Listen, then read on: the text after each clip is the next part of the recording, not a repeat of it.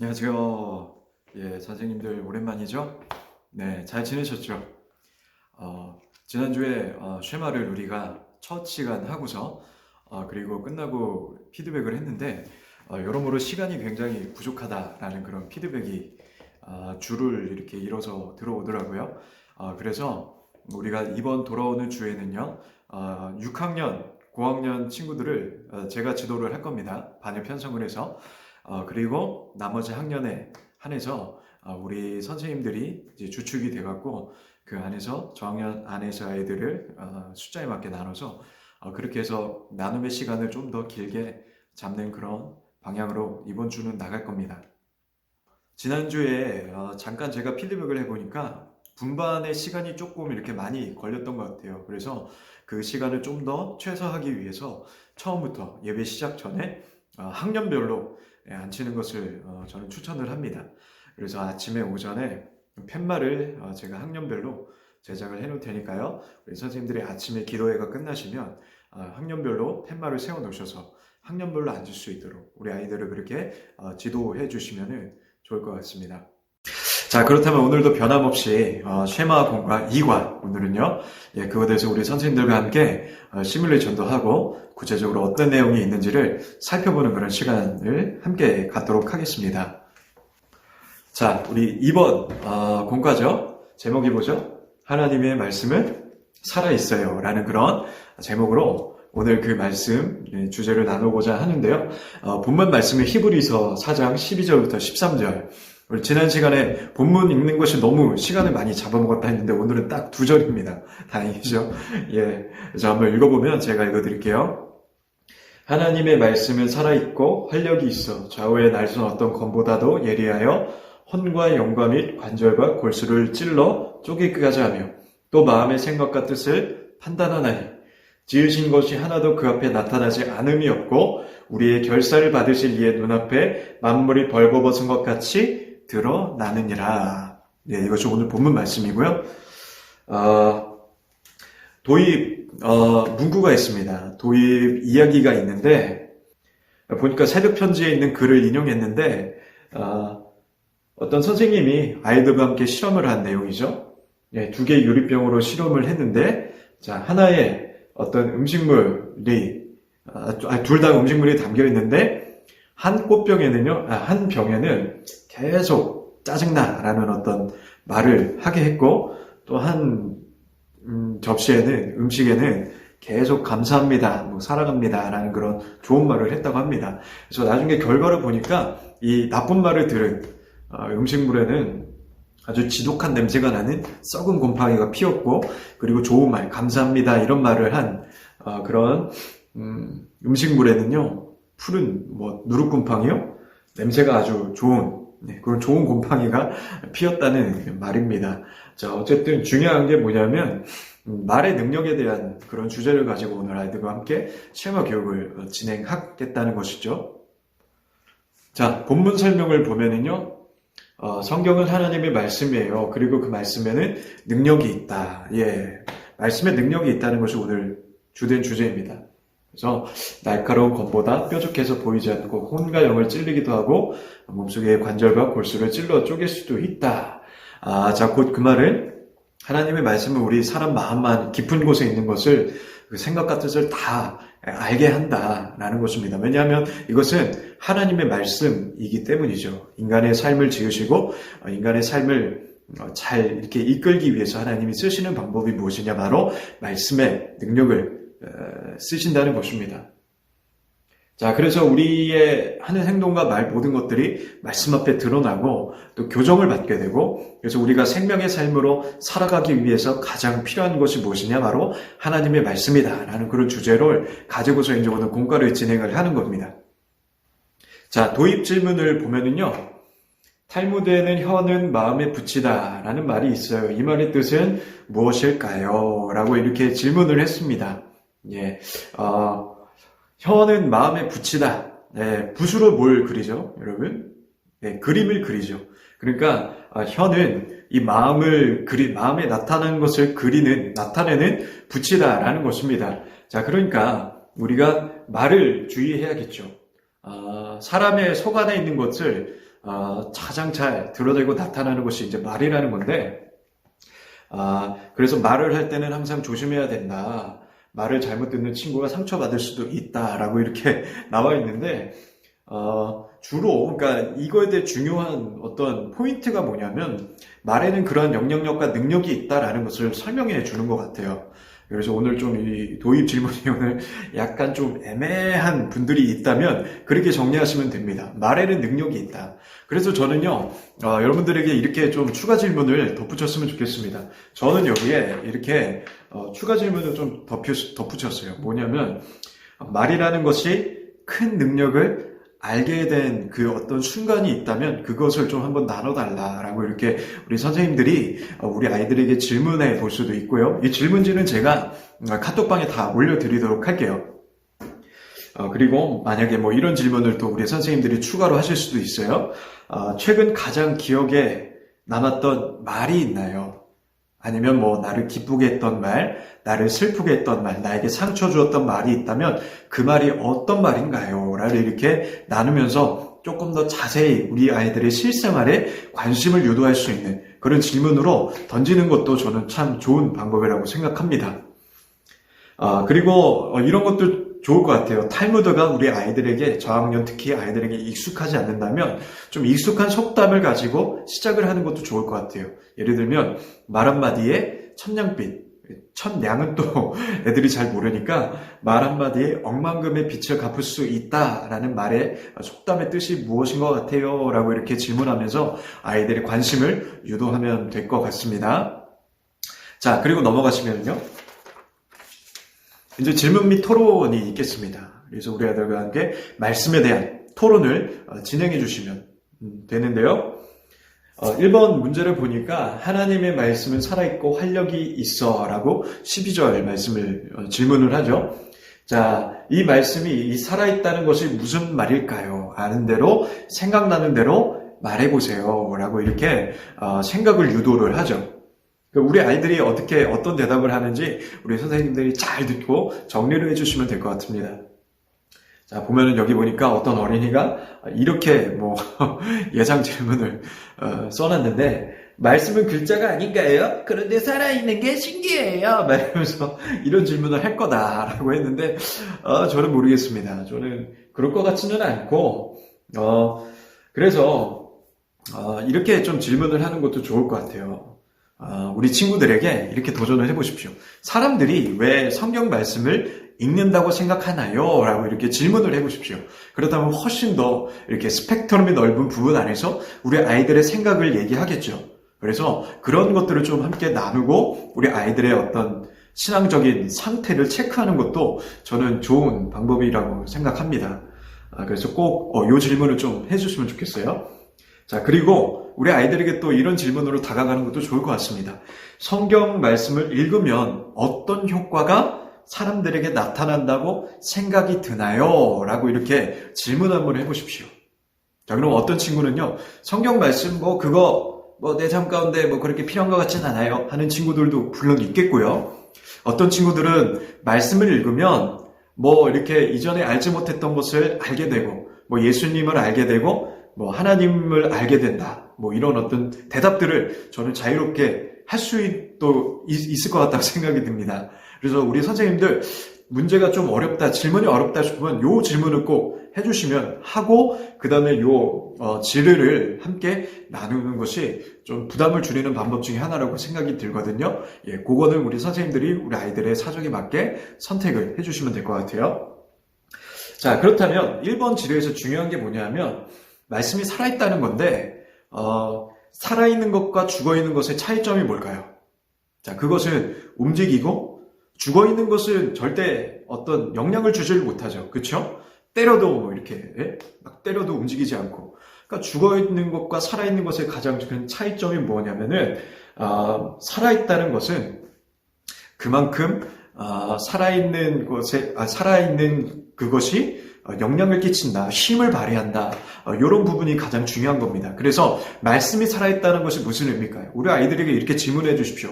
그렇다면 죽어있는 것과 살아있는 것을 분간을 했다면, 그렇다면 말씀이 살아있다는 것이 무엇이냐? 그것은 말씀이 곧 우리 가운데 살아있어서 능력을 끼치고 영향을 주고 때로는 이렇게 우리를 깨닫게 하는 그런 어떤 우리 안에서 막 이렇게 살아 움직이는 것 같은 그런 어떤 효과를 우리 삶 가운데 준다라는 것으로 우리 아이들과 함께 정리해 주시면 될 것 같습니다. 제가 말이 너무 빠른가요? 조금 천천히 읽을게요, 그러면요. 자, 2번 넘어갈게요. 자, 2번 질문을 보니까요.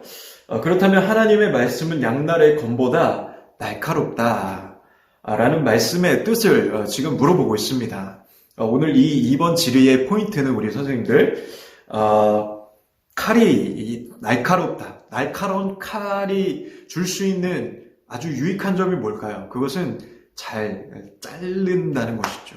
고깃집 가서 고기를 자르려고 그러는데 진짜 안 갈린 가위로 고기를 자르려고 하면 짜증나죠. 그렇죠? 바르게 안 잘라지고. 그렇듯이 저는 이렇게 우리 아이들에게 좀 추가적인 질문을 좀 이렇게 했으면 좋겠어요. 특히 저학년 학생들에게는요. 물건을 자르는 비유보다는 수술의 비유를 들었으면 좋겠어요. 수술. 우리 아이들이 좀 무서우면서도 그렇죠. 수술하면은 모르는 친구들이 없잖아요. 그러니까 이 세상에서 우리 선생님들 가장 날카로운 칼이 뭐냐면 바로 수술용 칼입니다. 메스요. 왜냐하면 메스가 보통 수술용 칼이 들지 않으면 어떻게 될까요? 수술 실패죠. 이거는 뭐 생명과 직결이 되어 있는 거기 때문에 수술용 칼은 아주 날카로울 수밖에 없습니다. 자, 그만큼 날카로운 칼을 쓰면 쓸수록 얻을 수 있는 효과가 뭐냐면 잘 자른다는 것이죠. 그렇죠? 암이나 염증을 정확하게 도려낸다는 것이죠. 자, 그렇듯이 자, 하나님의 말씀이 칼 같다는 것의 의미가 뭐냐면 그만큼 우리 안에 있는 것들, 더러운 것들, 우리의 죄악들, 염증과 같이 도려내야 할 것들을 잘 도려낸다는 것이죠. 네, 그렇죠. 우리 선생님들 그런 경험이 있죠. 그렇죠? 내 삶 가운데 이런 문제가 있고 이런 죄악이 있는데 이전에는 그것을 고칠 생각도 못했고 고치기 너무 힘들지만 이 말씀의 힘을 힘입어서 우리가 말씀 앞에 서게 되면 그것들을 도려내게 하는 어떤 하나님의 힘 있는 선포가 그 말씀의 가운데 우리에게 주어진다는 것이죠. 그러니까 칼 같은 말씀이 뭐냐면 바로 그런 것이죠. 우리의 죄를 폐부 안에 있는 어떤 더러운 것들을 잘 드러내고 잘라내 주시는 하나님의 말씀의 능력, 이것이 우리 이번 질의 가운데 가장 중요한 내용이라고 할 수 있습니다.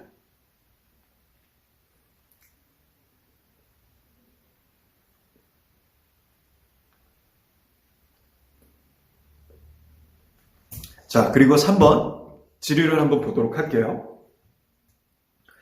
좌우의 날선 어떤 검보다 예리하여 혼과 영과 및 관절과 골수를 찔러 쪼개기까지 하며 여기서 자르고 쪼갠다는 뜻은 무슨 뜻에서 하는 말일까요? 라고 말씀을 더욱더 깊이 이제 생각하게 계속 우리 아이들에게 질문을 유도하는 문제인데 사실 선생님들한테 제가 말씀드리자면 3번은 정말 이게 좀 말씀의 내용이 잔인한 내용이에요. 근데 우리 아이들에게 잔인하게 얘기할 수는 없는데 그래도 선생님들이니까 정확하게 말하자면 여기 혼과 영 말씀드리자면 이 관절과 골수를 찔러 쪼갠다는 것은 이 능지처참을 얘기하는 거거든요. 팔과 다리 이 사지를 자르는데 이거는 그렇죠? 잘 안 드는 칼은 절대 하지 못하는 그런 일입니다. 좀 잔인하지만 그러니까 하나님의 말씀이 그만큼 날카롭고 예리하고 그렇다는 것을 오늘 3번 가운데 얘기해주고 있는 거거든요. 그러니까 저는요 이 관절과 골수를 쪼개듯이 우리의 혼과 영을 찔러 쪼갠다. 그러니까 말씀 가운데 우리의 어떤 심령 안에 더러운 것들, 죄악들, 자존심들 이렇게 악한 것들이 있잖아요. 욕을 하는 친구가 있다고 하냐고 생각을 해보세요. 그럼 그 욕을 고쳐야 되잖아요. 그러면은 가장 좋은 방법은 뭘까요? 욕하지 말라고 말을 해야겠죠. 그 말이 이제 그 아이의 마음 가운데 비수로 이제 꽂히게 되는 겁니다. 그러니까 성경 말씀이 늘 그런 것들을 우리 가운데 가르친다는 것이죠. 이제 관절을 쪼개듯이 혼과 영에 이렇게 찔림을 받아서 그래서 우리의 어떤 생활을, 우리의 삶을 이렇게 교정하는 그런 말씀의 능력, 그런 것을 오늘 이것 가운데 가르쳐주고 있는 것이죠.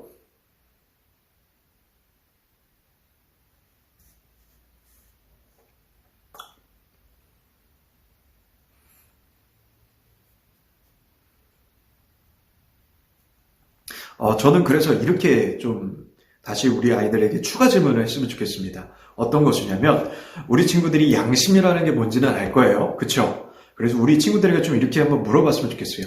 양심이라는 게 뭐라고 생각하니? 라고 이렇게 물어보면 나름대로 아이들이 정리한 생각을 얘기할 수 있겠죠.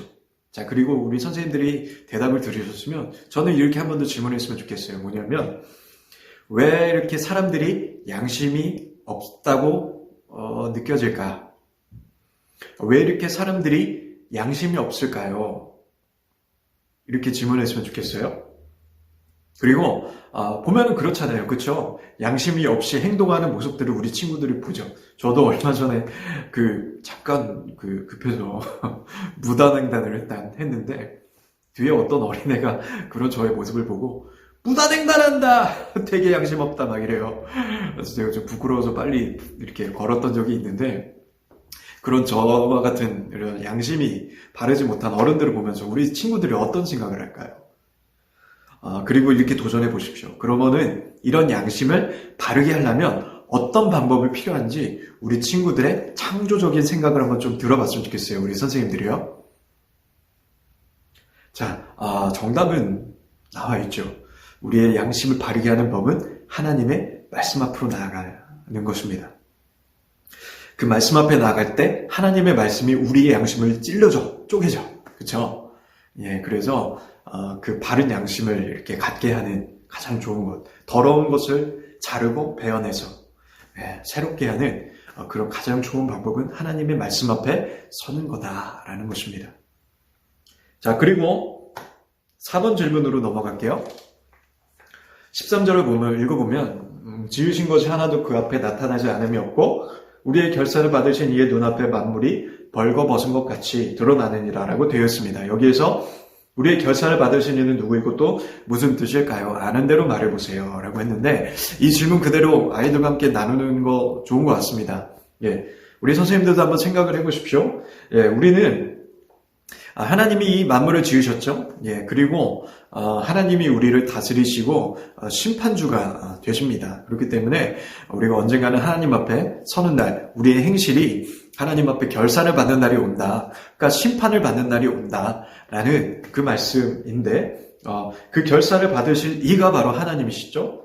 자, 그리고 물건을 여기 보니까 아주 좋은 말이 나와 있어요. 결산이 뭡니까? 물건을 다 샀을 때 마지막에 그것을 총합, 토탈해서 전부 다 이것을 이제 계산해서 지불을 해야 되는 그런 상황이 오는 거죠. 우리 삶도 마찬가지입니다. 하나님 앞에 우리 친구들이 자기의 행한 일들, 자기의 양심 가운데 행한 일들을 이제 모든 행실을 이제 하나님 앞에 결산해야 될 날이 온다는 것이죠. 그러면 이제 어떻게 해야 합니까? 우리는 하나님 앞에 심판을 받는데 그러면 그 심판 가운데 하나님 앞에 온전히 서기 위해서 해야 할 것은 먼저는요 하나님의 말씀 앞에 우리의 양심을 새롭게 해야겠죠. 그리고 그 양심을 새롭게 하고 우리의 행실을 새롭게 하는 일, 그것이 우리의 삶 가운데 있어야 한다는 것입니다. 물론 그것만으로는 충분하지 않기 때문에 예수 그리스도의 은혜가 우리 가운데 필요하겠지만 가장 중요한 것은 무엇이냐? 바로 하나님 앞에 부끄럽지 않은 삶을 우리 아이들이 살아가게 하는 가장 좋은 방법이 뭐냐? 바로 하나님의 말씀 앞에 서게 하는 것이다 라는 것입니다. 우리 선생님들이 이것을 꼭 기억하셔서 이 정말 말씀 교육의 중요성, 우리 아이들이 정말 하나님의 말씀을 왜 배워야 하느냐? 대부분 사회에서 말하는 것은요, 양심을 후벼파는 데까지 들어가지는 못합니다. 그냥 어떤 행실에 관해서만 이렇게 얘기하거나 도덕적인 것으로만 그치겠지만 지금 하나님의 말씀은 우리의 양심에 반응하고 그리고 믿음으로써 그렇다면 하나님 앞에 온전히 서는 삶까지 이런 어떤 삶을 인도하는 그런 능력이 바로 말씀에 있다는 것을 우리 아이들에게 강조할 필요가 있겠죠.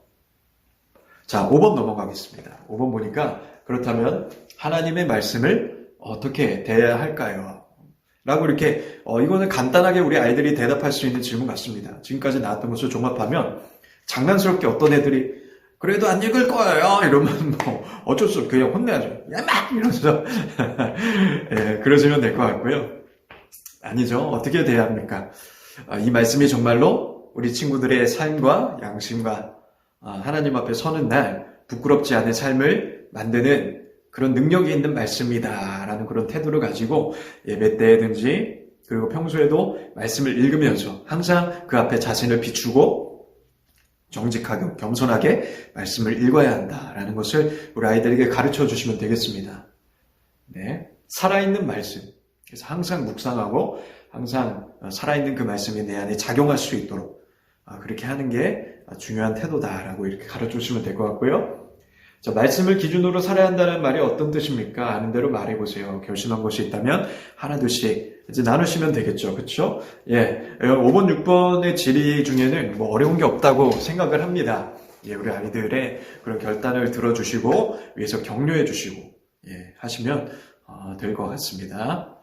지난 시간에 보니까 우리 아이들이 그래도 나름 진지한 태도로 임하는 것을 보고 좀 이렇게 쉐마 교육에 대한 소망이 생겼습니다. 그래서 올해 안에 좀 반응이 좋으면 내년에도 뭐 상반기는 공과루라고 하반기는 또 뭐 어떤 쉐마에 대한 그런 주제를 가지고 우리가 함께 나누는 방향 아니면 뭐 한 달에 3주는 공과루라고 한 주는 뭐 이렇게 쉐마를 한다던가 뭐 이런 식으로 다체적으로 좀 우리가 2부 순서를 풍성하게 꾸미면은 좋은 것 같아요. 그렇죠? 예, 예, 좋죠? 마지막입니다. 이제 핫토론인데 저는 핫토론을 좀 아이들의 관심을 좀 끄는 데는 좀 부족하다고 생각이 들거든요. 개인적으로는 하나님의 말씀을 많이 읽는 사람과 하나님의 말씀을 많이 암송하는 친구 중에서 어떤 친구를 하나님이 더 기뻐하실까요? 읽는 것도 기뻐하시고 암송하는 것도 기뻐하는데 물론 암송하는 것이 더 좋은 효과다 이런 것을 좀 얘기해주고 싶은 것 같아요. 그래서 저는 이렇게 좀 질문을 바꿨으면 좋겠어요. 평소 우리 친구들이 암송하고 다니는 말씀이 있나요? 라고 이렇게 물어보고 그리고 왜 그 말씀을 암송하고 다니나요? 왜 그 말씀이 기억에 남아요? 라고 이렇게 물어보는 것이 좋을 것 같아요. 그리고 이렇게 질문해 보십시오. 평소에 암송을 잘 안 하는 친구들에게도 우리 친구들이 만약에 말씀을 외우고 다니고 암송하고 다니면 어떤 좋은 점이 있을까요? 라고 이렇게 질문을 하시고 혹시라도 우리 선생님들이 평소에 암송하고 있는 말씀이 있다면 그 말씀을 이렇게 예화로 들려주면서 선생님의 삶의 간증을 들려주면서 그렇게 우리 아이들에게 그런 도전을 던져줄 수 있는 그야말로 뜨거운 토론의 시간이 되었으면 좋겠습니다. 말씀에 의한 뜨거운 토론이 되었으면 좋겠어요. 자, 그리고 이제 마무리를 하자면요. 하나님의 말씀, 마무리 질문입니다. 하나님의 말씀에는 세상의 힘과 비교할 수 없는 놀라운 능력이 있어요. 이 말씀을 잘 배워서 실천하면 어떤 일이 생길까요? 또 친구들은 어떤 결심을 했나요? 3가지만 얘기해 보세요. 예. 지금까지 했던 내용들을 정리해서 아마 우리 친구들이 잘 대답해 줄 겁니다. 네. 말씀을 잘 이제 배우고 실천하게 됐을 때 오는 어떤 일들 3가지 말씀을 많이 보면은요, 뭐 우리의 삶이 새로워져요. 우리의 뭐 어떤 어두움을 깨닫게 돼요. 뭐 여러 가지 대답들을 하겠죠. 예, 우리 선생님이 먼저 좀 이 결단을 같이 나눠줬으면 좋겠어요. 저 같은 경우도 여기 나온 것처럼 예배 시간에 설교 말씀을 잘 들을 거예요. 성경 말씀을 암송할 거예요. 하나님의 말씀을 소중하게 생각해서 매일 한 장씩을 읽을 거예요. 실천하면서 살 거예요. 라고 이렇게 되어 있는데 목사인 저도 좀 이렇게 매번 실천적인 부분에서 다른 것이 없는 것 같습니다. 크게. 저도 항상 부족해요. 저도 항상 말씀을 전하면서도 성도들의 어떤 그 모습들을 보면서 열심의 모습들을 보면서 참 부끄러움을 느낄 때가 많죠. 그렇게 살지 못하는 나 자신을 볼 때에도 항상 결단해서 하나님의 생명의 말씀이 내 삶 가운데 적용되기를 저도 항상 기도하고 있는 것 같고요. 자, 그리고 무엇보다 하나님의 말씀을 있는 그대로 내가 받아들이고 그리고 그 말씀이 찌르는 그런 어떤 칼과 같은 말씀일지라도 그것을 내 마음 가운데 교훈과 같이 정말 생명과 같이 받아들일 수 있는 그런 마음을 저 또한 기도하고 있습니다. 자, 그래서 넘어가면요. 내용을 요약하는 거 꼭 읽어보십시오. 세 가지. 먼저 이 요약을 읽고서 시작을 하는 게 선생님들에게 가장 큰 도움이 될 것 같습니다. 하나님의 말씀은 살아있고 하나님의 말씀은 검처럼 예리해서 모든 것을 판단할 수 있고, 그러므로 우리는 어떻게 합니까? 하나님의 말씀을 사랑하면서 살아야 된다. 자, 그리고 오늘의 암송선구입니다.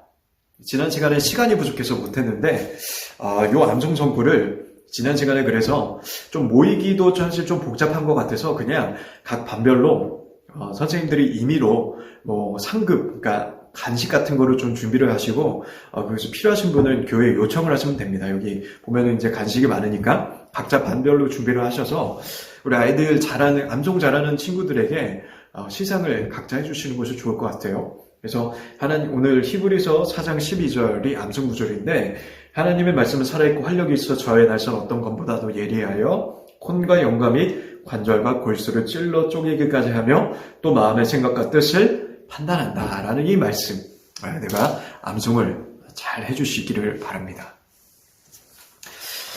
자, 어떻습니까? 우리 선생님들에게 큰 도움이 되셨으면 좋겠습니다.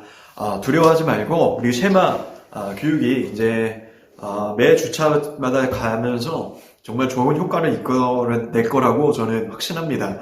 그래서 우리 선생님들도 열심으로 준비하시고 꼭 필요한 것이 피드백입니다. 우리가 반드시 마친 후에 모여서 그거에 대한 어떤 피드백을 하지 않으면, 그렇죠? 개선될 여지가 없겠죠? 그렇지만 아주 짧은 시간이지만 우리가 그것을 꼭 개선하고 함께 더 좋은 것으로 만들어서 내년에도 더 좋은 컨텐츠로 우리가 발전시킬 수 있도록 그런 방향으로 우리 초등부가 갔으면 좋겠습니다. 기도로 준비하시고 늘 우리 아이들을 생각하시면서 헌신의 마음을 가다듬으시고, 저도 늘 우리 선생님들을 축복하고 또 기도하겠습니다. 여러모로 바쁘신 중에도 우리 아이들의 영혼을 위해서 이렇게 헌신의 결단을 하신 우리 선생님들 귀한 마음 축복합니다. 여러분 건강하시고요. 날씨도 추우니까 건강하게 지내시다가 주일날 뵙도록 하겠습니다. 수고하셨습니다.